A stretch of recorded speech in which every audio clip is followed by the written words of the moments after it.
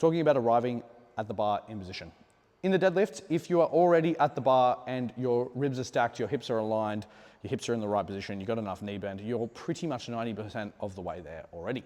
However, if one of those things aren't in line, then you've got the task of kind of reorientating or fiddling at the bottom to recreate that position. That not only eliminates certain deadlift variations or strategies for getting the bar moving off the floor, it also is going to require you to then consistently integrate that problem solving into your deadlift setup. I want to show you what I mean here. So Dev, can you please come just from the side? All right. Now, if I'm doing a good conventional deadlift, I'm going to do all the things that I do that I'm not going to go through and describe to get myself into a good position. But most of it will already be taken care of by the way I set up. This is pretty good for me.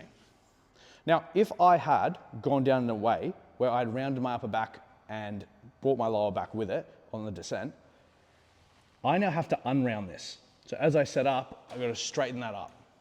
Now for some of you that will be suitable, but for some of you it creates a whole other set of cues that now need to be integrated to the deadlift. So what do we do? Well, let's make this nice and clean and short and sharp. We want to arrive at the bar in the position we actually want to take. So one very simple strategy to do that is if you're in conventional, it also works if you're in sumo, is you can bend your knee a little bit first, get a bit closer to the bar, then hinge at the hips. That will get you most of the way into the good position already. All you then have to do is adjust your hip height to a little bit higher, a little bit lower, and the starting position for you should kind of manifest itself.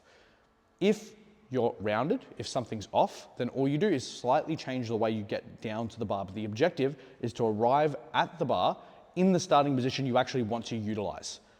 This is a good setup for grip and rip deadlift styles, as well as very minimalistic deadlift setups. So if you want to focus a little bit more on intensity, rather than technical capacity, maybe when you're starting to learn the deadlift, for example, this is a great strategy that works really, really well. I'm going to go through it one more time.